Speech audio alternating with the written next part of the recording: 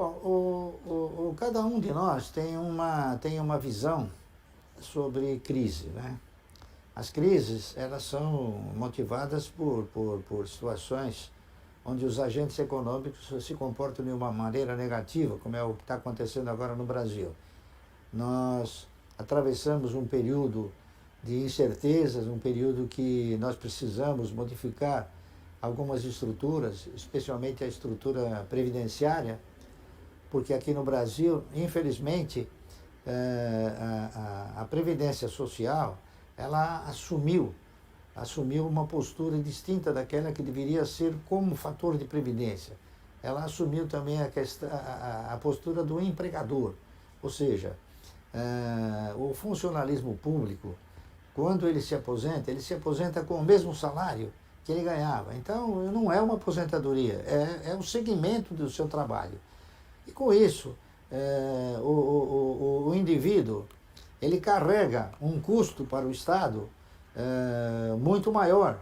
Por quê? Porque este afastamento que ele tem, ganhando o mesmo salário, irá obrigar o Estado a colocar um outro elemento no seu lugar, ganhando também um salário. Então, o Estado, ele passa o quê? Ele passa a produzir um sentimento de custo muito superior àquele que normalmente seria se o indivíduo simplesmente fosse provido de recursos originários de uma estrutura de previdência.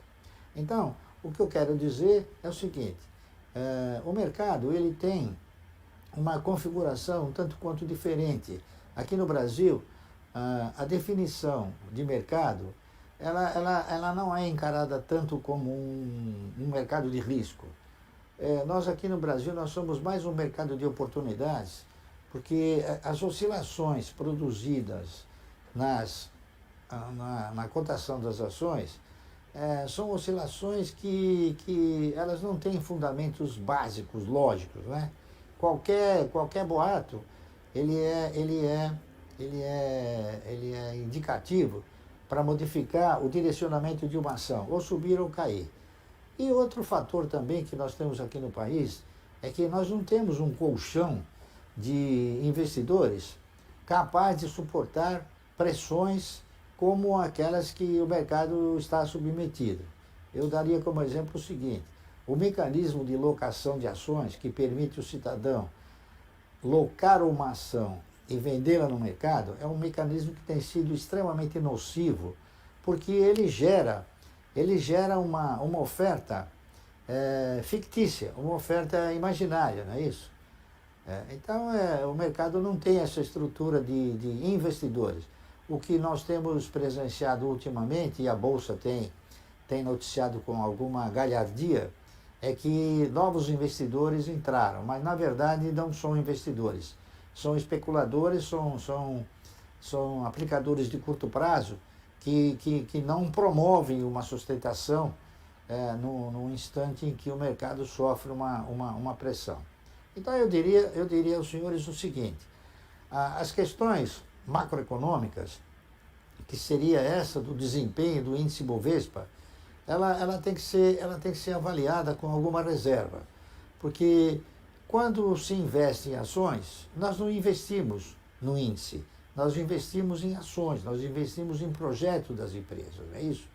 E mesmo nós tendo uma situação adversa na economia, nós temos segmentos que eles qualquer que seja a posição socioeconômica ou econômica do país, o cidadão vai consumir. Por exemplo, no caso de abastecimento de água, com crise ou sem crise, ninguém vai parar de beber água, ninguém vai parar de tomar banho, não é isso? Com crise ou sem crise, todos irão ter que consumir energia elétrica.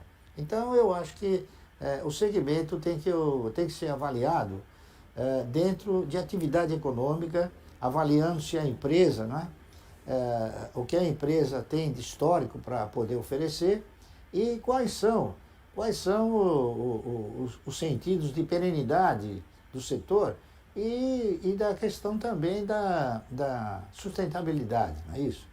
Então, mesmo uma economia em recessão, ela sempre terá movimentos que irão contemplar resultados de empresas. O setor de energia elétrica é um deles, não é isso?